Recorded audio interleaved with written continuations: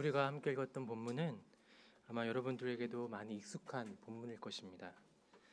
오늘 본문에서 만나는 야곱의 모습은 참 인상적이지 않습니까? 하나님과 겨루어 이겼다니, 그리고 훈장처럼 바뀌어진 이름을 받아들이기까지 하니 말입니다. 종종 야곱은 그가 바라는 것을 쟁취해낸 입지적인 인물로 우리에게 소개되곤 합니다. 그리고 그런 성취를 가능하게 한 원동력으로 지목되는 것은 그의 물러나지 않는 투쟁적인 기도의 모습이죠. 하나님과 겨루어 이겼다고 소개된 그의 모습은 우리 신앙 경험에 상당한 지분을 차지하고 있는 듯합니다. 우리가 목격하는 신앙의 행태와 교회의 간행들을 보면 우리는 어떤 목표를 세웠든 여러 제약을 극복하여 결국 관철해내는 것을 모범 그리고 정식이라고 생각하는 듯 하기 때문입니다. 명성교회 세습이 그렇고 사랑의 교회 불법 건축이 그렇고 찾으려고 하면 무수히 많은 예가 있겠죠. 그리고 또 우리의 삶은 어떻습니까? 우리는 야곱과 같은 투쟁적인 기도로 원하는 것을 반드시 얻고야 말겠다는 그런 일념이 우리에게 있지 않습니까? 안 되는 걸 되게 하고야 말고 우겨서라도 이루고자 말입니다. 그러나 우리는 오늘 본문에서 야곱을 있는 그대로 보고 있는 걸까요? 야곱의 삶을 통해 말씀하시는 하나님의 의도를 곧이곧대로 듣고 있는 걸까요? 혹시 내가 원하는 것을 야곱에게 투사하여 야곱을 적당히 속물로 만들어버리고 있는 것 아닌지 한번 생각해 보길 원합니다. 내 마음대로 윤색하고 덧칠한 야곱의 모습을 보며 어쩌면 우리는 욕망에 사로잡힌 나의 모습에 일종의 위안을 더하고 있는 것은 아닐까요? 이 본문의 의미를 살피고 야곱의 삶이 우리에게 주는 의미를 이 시간 우리가 함께 생각해 보기를 원합니다. 야곱은 오늘 본문에 이르기까지 인생의 여러 고비를 넘어왔습니다. 그리고 지금 어쩌면 인생의 가장 큰 고비와 숙제를 앞두고 있습니다. 20년 전 형이 받아야 할 장자의 축복을 가로챈 이후에 언젠가는 맞닥뜨려야 하는 순간이 드디어 오고 만 것이죠. 20년 전 자신을 죽이려 했던 형 에서의 분노가 지금 어떻게 되어 있는지 야곱은 잘 모릅니다. 그래서 6절에 에서가 400명을 데리고 오고 있다는 소식을 듣고 야곱은 두려움에 떨게 됩니다.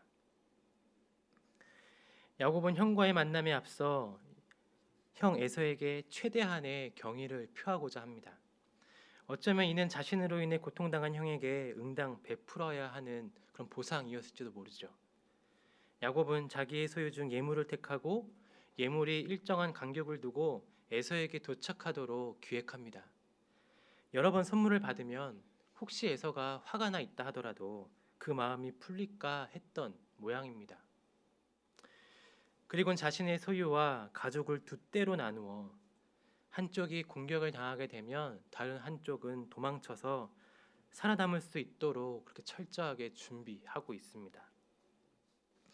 야곱은 이렇게 늘 머리를 굴리고 철저하게 준비하는 사람이었습니다. 그래서 여기까지 지금까지 이르게 되었던 것이지요.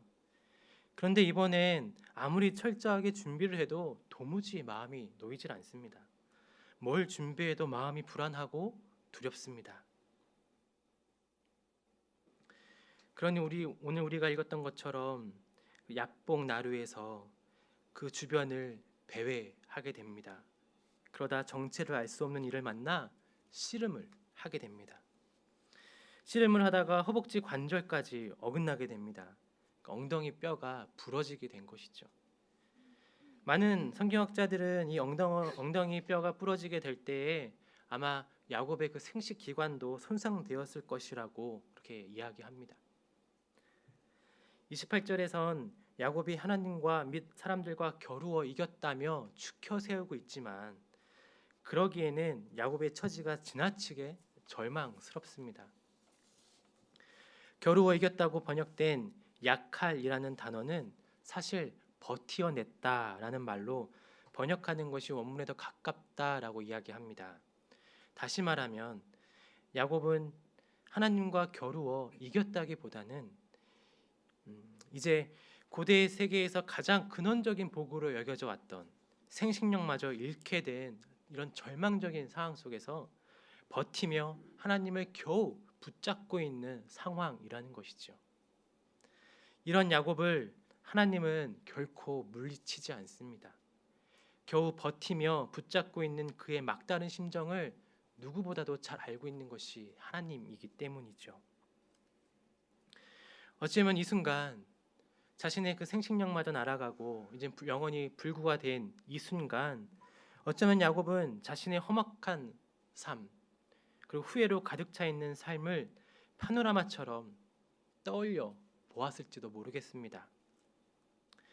지금 하나님을 붙잡고 견디고 있는, 버티고 있는 이 모습은 어쩌면 야곱의 인생을 한 컷으로 요약하라고 하면 꼽을 수 있는 그 한 장면이 아닐까요? 험악한 세월을 보내면서 그래도 애쓰고 버티면 희망이 있을까 하여서 겨우 견디어온 것이 바로 야곱의 인생입니다. 시간을 거슬러 올라가서 아버지 이삭은 형 에서를 노골적으로 편애했습니다. 야곱은 태어난 순간부터 어쩌면 아빠의 눈밖에 났을지도 모른다라는 그런 느낌을 항상 가지고 살았죠. 이런 기분은 야곱의 유년 시절을 엉망으로 만들어 놓았을 것입니다. 그리고 그런 야곱을 리브가는 항상 안쓰럽게 생각했습니다. 그러다 보니 야곱은 늘 엄마 품의 자식이었습니다. 언제나 엄마의 관리를 받고 엄마의 치마폭에 둘러져 살았던 것이죠. 야곱의 이런 가족의 모습은 일종의 병리적인 가족의 경험이라고 할 수 있습니다. 이러한 경험은 야곱 인격의 건강한 성장을 망쳐 놓았음이 분명합니다. 또 시간이 흘러서 이삭을 속여 축복을 받은 직후 형의 위협으로부터 살기 위해 떠났던 피난의 길은 또 어떻습니까? 브엘사바에서 밧단 아람까지 약 460km의 거리입니다. 이 460km가 되는 광야길을 야곱이 걸어갑니다. 아마 야곱은 이 길을 걸어가면서 내가 지금 가혹한 형벌을 받고 있구나라고 느꼈을 것입니다. 창세기 28장은 야곱이 밧단 아람으로 가던 중 쉬게 된 베델에서의 어떤 사건을 묘사합니다. 이 베델에서의 묘사는 야곱의 상황이 얼마나 위태로운지를 우리에게 보여줍니다. 베델에서 야곱은 노숙을 합니다. 이는 고대 중동의 나그네 환대 관습 제도가 지금 이 순간 전혀 작동하지 않고 있다는 것을 우리에게 보여주고 있습니다. 그는 방어 능력이 전혀 없는 노숙자로 노상에 방치되어 있는 것입니다.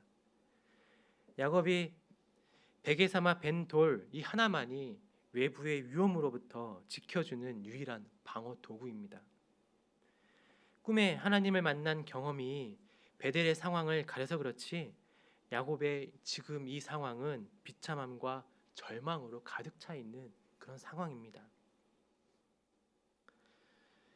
밧단 아람에 도착하게 되면 모든 그 고된 삶이 끝날 줄 알았는데 그 고된 삶이 끝나지가 않습니다.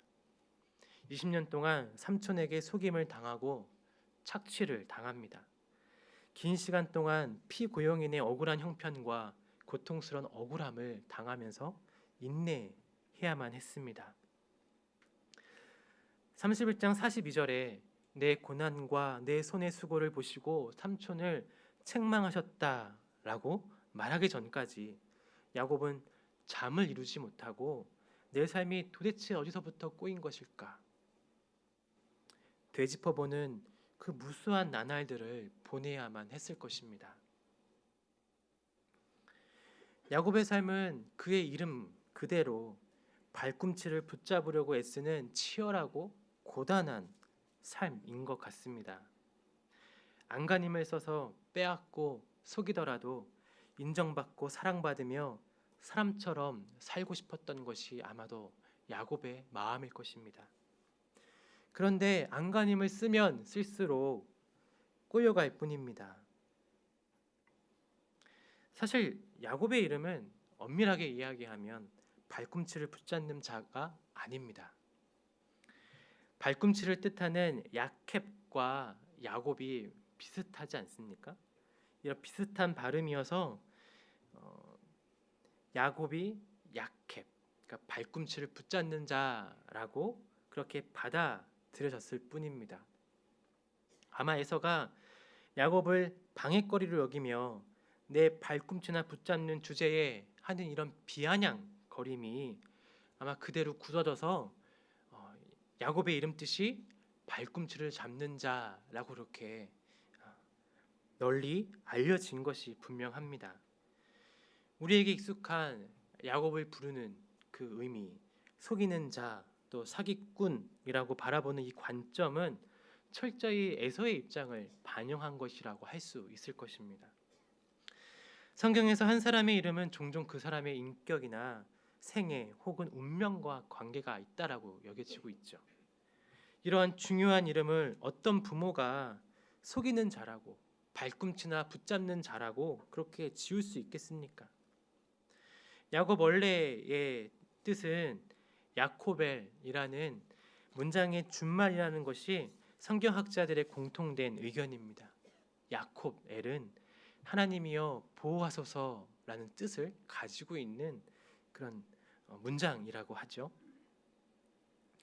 이삭과 리브가는 왜 둘째 아들에게 하나님 보호하여 주시옵소서라는 이런 이름을 자신의 둘째 아들에게 지어준 것일까요? 야곱은 아마도 에서와는 뚜렷하게 구별될 정도로 허약한 체질이었던 것 같습니다. 이러한 증거들은 에서와 야곱의 생활 방식을 묘사하는 장면에서도 우리가 쉽게 유추할 수가 있죠. 그러니 지금 야곱과 에서가 출생한 그 당시에 야곱이 얼마나 왜소한 모습으로 태어나서 부모의 근심이 되었으려는지 우리는 쉽게 생각해 볼 수 있습니다. 어쩌면 야곱의 이런 모습은 이삭을 실망시켰을지도 모릅니다. 그래서 이삭의 눈 밖으로 날 정도로 말이죠. 이렇게 허약한 야곱인지라 하나님의 보호하심이 없다면 당장이라도 위태로울 테니 이 부모들이 하나님이여 보호하소서 야코벨 하고 그 이름을 지었지 않겠습니까? 이처럼 야곱을 속이는 자로 몰아가는 것은 어쩌면 야곱이 붙잡는 시도, 장자권의 그 축복을 빼앗으려 하는 그런 도전이 불편했던 에서와 또 고대의 세계가 만들어낸 억울한 혐의일 수도 있겠습니다. 질서와 체계에 도전하는 자를 불명예스럽게 낙인 찍는 것이지요. 우리의 시선을 잠시만 27장으로 옮겨봅시다. 27장은 이삭을 속여 장자의 축복을 받는 장면입니다. 어쩌면 우리는 야곱과 리브가의 모의를 불편하게 여기기 전에 27장이 당연하게 여기고 있는 심각한 불균형을 먼저 발견하고 불편하게 생각해야 될지도 모릅니다. 27장에서 우리는 에서에게 복을 독점적으로 주려는 이삭을 발견하게 됩니다. 그는 철저하게 야곱을 소외시킵니다. 26절에서 에서의 볼멘 소리를 한번 들어보십시오. 빌 복을 남겨두지 않았다라고 할 정도로 이삭은 모든 복을 다 줘버리고 말았습니다. 물론 속아서 에서에게 가야 할 것이 야곱에게 갔지만 말입니다. 에서는 지금껏 특혜를 당연하게 여기고 지금은 응당 자기가 받아야 할 것을 빼앗겼다고 여기며 분해합니다. 가장의 선호에 따라 집행되는 불공정한 축복의 과정, 그리고 맏아들이 모든 것을 독점하고 있는 이러한 행태, 가정에서조차 당연한 것으로 여겨지고 있는 이 차별, 이런 양극화 현장에 대한 불편감은 거짓말로라도 아버지의 축복을 받으려는 야곱의 간절함을 관대하게 보게 만듭니다. 하나님의 보호하심이 없이는 살 수 없는 허약하고 볼품없는 야곱이 살기 위해서라면 어쩔 수 없이 붙잡고 또 속이고 할 수밖에 없지 않은가 하고 말이죠. 여러분들이 보시기에는 27장에 부자가 모의하고 있는 이 불공정한 이 장면과 또 모자가 모의하고 있는 이 사기 중에서 어떠한 행실이 더 악해 보이십니까? 이 부자가 모의하고 있는 이 불공정과 모자가 모의하고 있는 이 사기 중에서, 이 공방 중에서 하나님의 마음은 또 어느 쪽으로 기울 거라고 생각하십니까? 열 손가락 깨물어 아프지 않는 손가락이 없다라는 그 속담 다들 알고 계시지요? 이 속담은 자식은 못난 자식이어도 소중하다라는 그런 의미로 사용됩니다. 그런데 정말 열 손가락이 깨물어도 똑같이 아픈 게 맞나요? 손가락 중에 상처 입은 손가락이 있다면, 불편한 손가락이 있다면, 못 믿어온 손가락이 있다면, 연약한 손가락이 있다면 깨물면 더 아픈 법 아닙니까?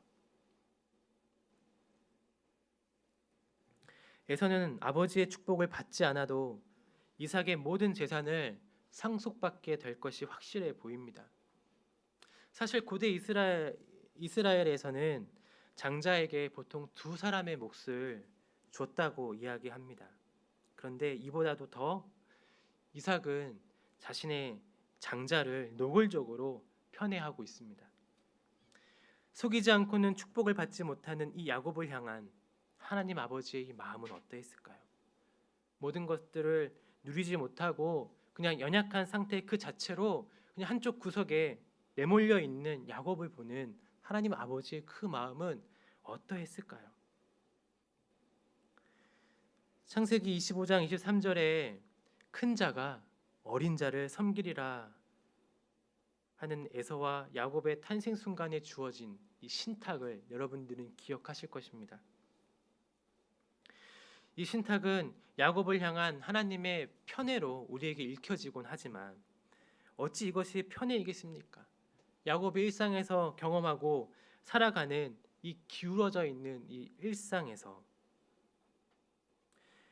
그 일상 가운데에서 그래도 살아갈 수 있도록 그 뒷배가 되어 주시고자 하는 하나님의 그 애달픈 마음이 오늘 느껴지지 않습니까? 큰 자가 어린 자를 섬기리라 하는 이 하나님의 신탁은 아마 이 야곱이 모든 것을 잃고도 모든 것을 빼앗기고도 그래도 살아갈 수 있도록 하는 하나님의 최소한의 배려 아니었을까요? 이 신탁은 신약기까지 이어져서 예수님을 통해서 먼저 된 자가 나중될 것이다 하는 그런 말씀으로 다시 한번 우리에게 들려집니다. 그리고 바울에게서는 비천한 것을 바꾸셔서 존귀케 하셨다는 그 선언으로 반복되고 있습니다. 사실 야곱은 문제를 일으키는 문제아입니다. 그런데 그 이면에는 하나님이 계십니다.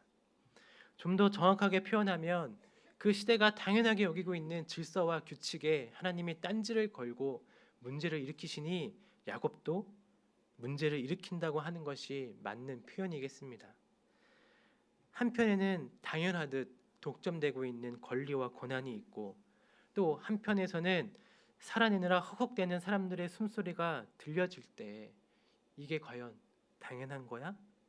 왜 당연한 거야? 하면서 하나님은 의문을 제기하십니다. 이런 야곱인지라 엉덩이뼈가 탈골된 이 위급한 순간에도 야곱은 지금까지 해왔던 것처럼 씨름하던 일을 간절히 붙잡고 버티며 축복해달라고 또다시 헉헉 거릴 수밖에 없습니다.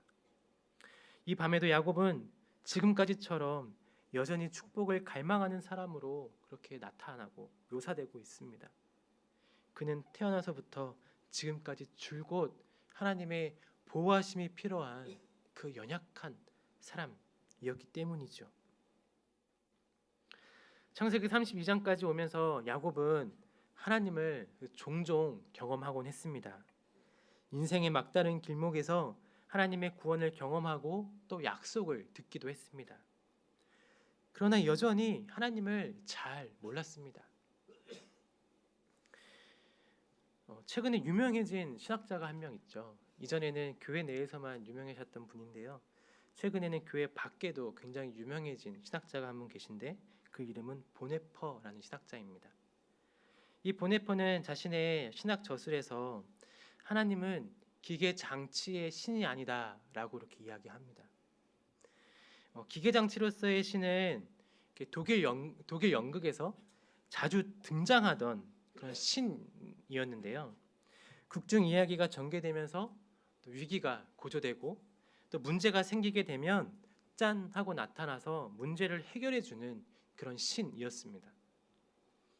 그래서 이런 기계 장치로서의 신은 문제가 생길 때만 찾는 신, 문제가 생길 때마다 달려와 문제를 해결해 주는 신으로 여겨졌죠.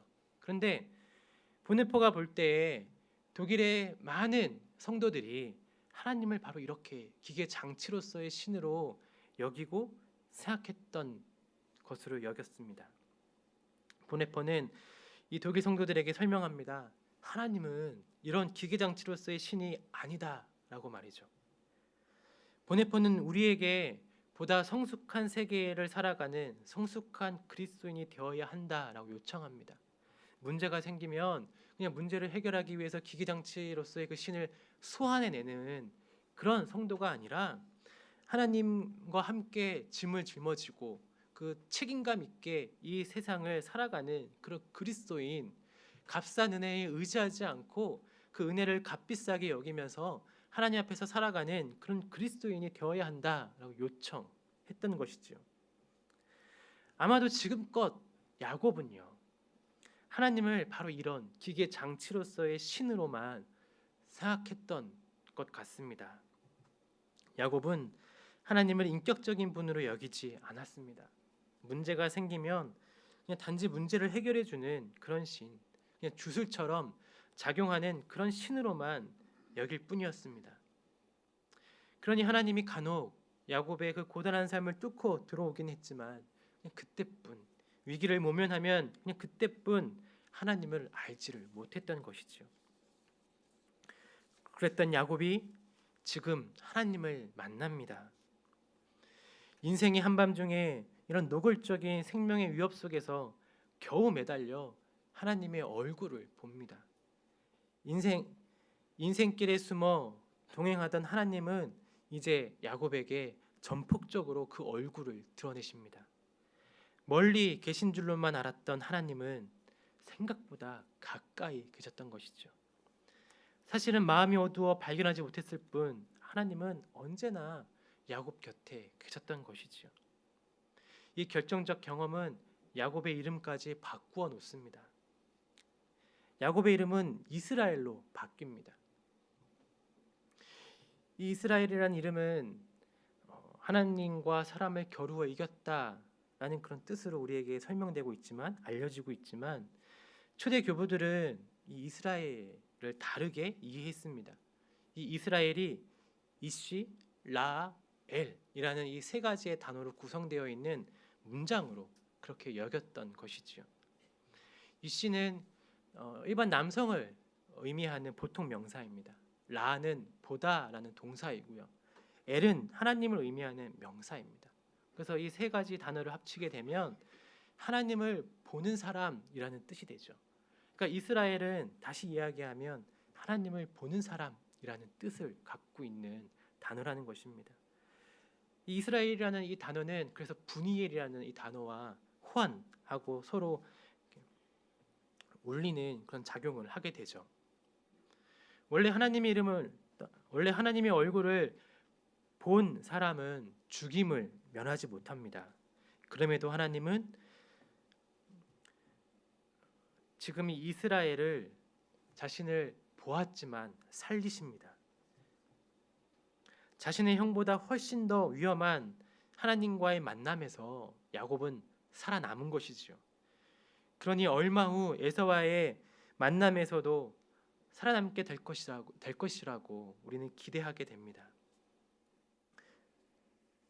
그럼에도 하나님을 보는 것이 그에게 치명적인 손상을 입힙니다.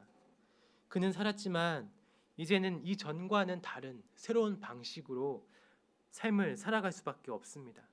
하나님의 보호를 받아야 했던 연약한 야곱이 이제 하나님을 보는 사람이 됩니다. 머리를 이리저리 짜내 어떻게든 살아내려고 계산하며 버티던 삶에서 하나님을 의지하는 삶으로 변화됩니다. 하나님의 피보호자였던 이가 이제 하나님을 보고 하나님과 동행하는 하나님의 친구가 됩니다. 그는 이제 하루도 하나님 없이는, 또 하나님 앞으로 나아가지 않고는, 하나님의 임재를 청하지 않고는 살아갈 수 없을 것입니다. 우리의 삶은 사실 이런 야곱의 삶과 그리 다르지 않습니다. 우리의 하루하루 삶은 참 고단합니다. 그런 우리의 삶을, 그리 특별하지 않은 우리의 삶을 하나님은 눈여겨 보십니다. 그리고 야곱의 삶은 과연 그렇다고, 하나님이 우리들의 삶을 눈여겨 보신다고 우리에게 증언해 줍니다. 때로 우리는 간혹 하나님이 너무 멀리 있다고 느낍니다. 우리 삶에 문제가 생기고 우리 삶이 꼬이고 또 비참한 순간이 찾아오면 우리는 과연 하나님이 어디 계시는가라고 생각을 하죠. 그리고 하나님이 너무 멀리 있다라고 그렇게 생각하게 됩니다. 그러나 우리가 알아차리지 못할 뿐 하나님은 우리 곁에 생각보다 가까이 계십니다. 바로 이것이 야곱의 삶이 우리에게 증언해주고 있는 내용인 것이죠. 또 야곱의 이야기는 하나님이 우리의 상황과 처지에 무감각한 채로 삿발을 붙잡고 어디 힘 좀 써봐, 날 이기면 도와주고, 너의 치성이 정성이 어느 정도까지 차면 도와주고 하는 분이 아니라는 것을 우리에게 힘주어 말해줍니다.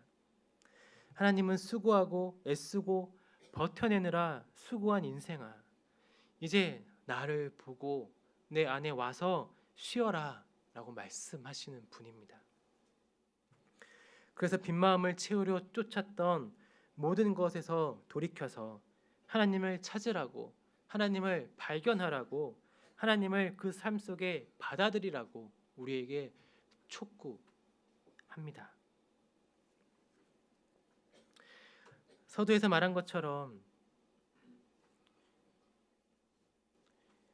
그러나 아직도 우리는 여전히 야곱을 앞세워서 내가 원하는 그것을 하나님과 싸우더라도 얻어내고 쟁취하려고 할지도 모릅니다.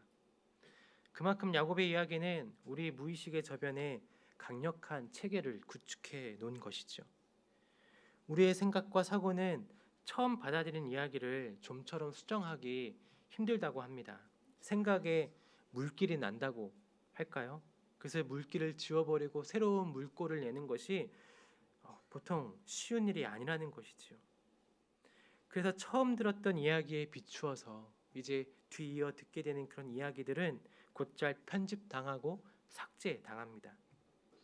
오늘 우리는 야곱의 삶을 들여다보았지만 또 야곱의 이름과 이스라엘 이름의 그 의미를 살펴보았지만 다시금 어쩌면 우리는 우리에게 익숙한 대로 하나님과 싸워 이기려는 자리로, 나의 뜻을 관철하려는 자리로 돌아가게 될지도 모릅니다. 그러나 오늘 이 말씀이 여러분들에게 조금이라도 흔적이 남아 하나님은 과연 내게 어떤 분이신가 하고 물을 때에 야곱을 관대하게 여겼던 하나님, 고단한 인생을 살아가고 그 모든 것들을 박탈당한 채 쫓겨날 위기에 있는 그 야곱을 애처롭게 여기셨던 그 하나님이 바로 나의 하나님 아닌가라고 이렇게 발견할 수 있는 그런 은혜가 우리에게 있기를 원합니다. 그리고 나에게 기도는 무엇인가 라고 할 때 내가 원하는 그것을 내가 겨루어서 얻어내기까지 내가 포기하지 않는 그것이 아니라 하나님을 보고 하나님을 알고 하나님의 뜻을 헤아리고 하나님과 함께 동행하여 살아가는 그것이 기도가 아니겠는가. 다시 한번 우리의 마음에 조그마한 계기를 만들어 놓는 저와 여러분들이 될 수 있기를 간절히 바랍니다. 함께 기도하시겠습니다. 하나님은 언제나 우리에게 좋은 분이었습니다. 내가 고단하고 수고하고 억울할 때에 하나님은 언제라도 나를 떠나지 않고 보살펴 주시는 좋은 분이십니다. 내가 하나님을 알지 못한 때에도 하나님은 우리와 함께 하시면서 우리의 삶을 싸매어 주셨습니다. 이제껏 늘 동행해 오신 하나님을 이제는 우리가 보고 친구로 사귀고 알기를 원합니다. 하나님의 꿈과 바람들, 하나님의 기대와 소망들을 헤아려 알고 그것들을 품고 소원하며 살아가는 우리의 삶 되기를 원합니다. 하나님, 우리의 삶을 불쌍히 여겨 주셔서 우리가 하나님을 알아가고 하나님의 친구가 될 수 있도록 우리의 삶을 인도하여 주시옵소서. 예수님의 이름으로 기도드립니다. 아멘.